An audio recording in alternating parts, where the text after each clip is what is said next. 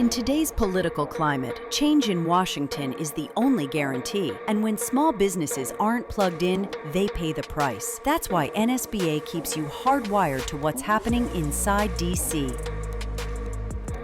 Good morning, Jack. Good morning, Molly. How you doing? I'm doing well, and nice to see you, and nice to see everybody with us. We're here to keep you hardwired with what's happening in DC, even when we're on the road. I know it's an early start to the day with daylight savings time, Jack. How are you surviving?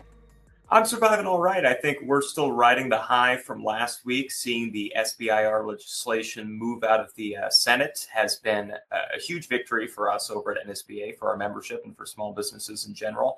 So we're feeling good at the top of this week. I know we have a special guest that we're going to talk a little bit more in depth with Small Business Innovation and Research, the SBIR program, Alec Orban, who works with our Small Business Technology Council. Alec, it's nice to see you today. It's good to see you too. So, Jack, real quick, walk us through the legislative situation, where the bill stands, where it's going to be, when it's going to pass. Sure. So the bill made its way out of the Senate last week, has to go back to the House now, move out of the House before it can get to the president's desk. Unfortunately for us, the House is out of session this week, so progress is temporarily stalled. We're hopeful that next week will be an opportunity for the legislation to move through the House, and we're looking at March 16th as a potential day that people have been talking about. Well, that's the day right before one of my favorite holidays, St. Patrick's Day, so we'll keep our fingers crossed that the luck of the Irish gets us across the line. Alec, talk to us a little bit about what's different in the bill and how the program might change for participants. So there's a lot of small changes that have been made. A few of the top line things that companies may need to be aware of is it does strengthen the foreign risk due diligence requirements. We're still going through that to figure out exactly how agencies might implement that, but the changes in the bill were a lot better than what they were earlier, which would have put a huge burden on small businesses. This pushes the burden more on agencies, so that's positive.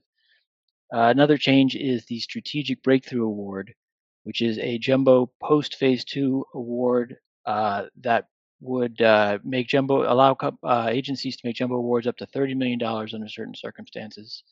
That's a voluntary program. We don't know that every agency would do that, but that could be a good opportunity for companies with transformative technology to get a big award to move that down the pipeline.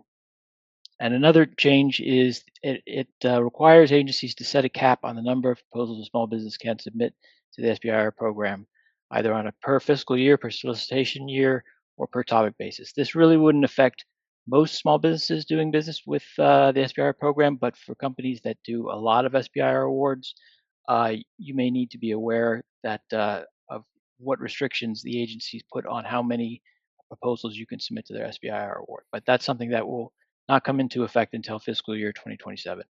And the big news is that it would push the termination date back 5.5 years.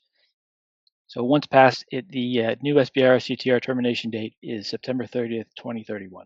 So as the head of the comms team, my job is to brag. Alec, tell us a little bit about why SBIR is important, why people listening who may not participate in the program should care. So the SBIR program, it stands for Small Business Innovation Research Program.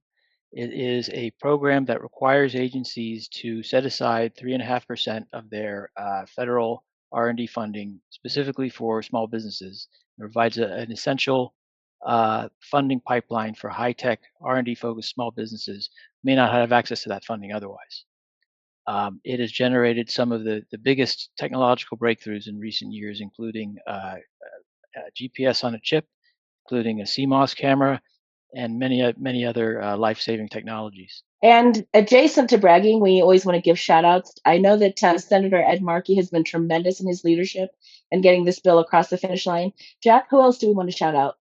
Well, I want to shout out to all of the leadership of the science committees and all of the small business committees across both the House and the Senate who have done considerable work to get this across the finish line.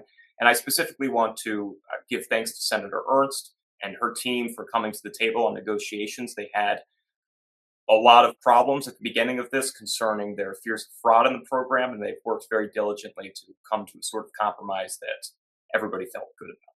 And because in the comm shop, the bragging never ends, I want to give an extra shout out to our executive director over here at the Small Business Technology Council, Jerry Glover.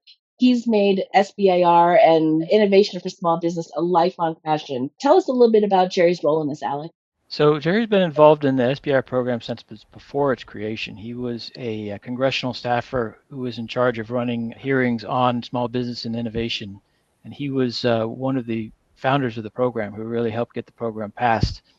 And he's been active in every reauthorization since. It's really been something that's a personal and professional importance to him. And for those of you who don't know, something we also like to brag about is that Jerry was one of the chief counsels for the SBA Office of Advocacy, one of our favorite agencies on Capitol Hill here. And so we're very proud to have him part of the family, very thankful for his leadership in this program for so many years.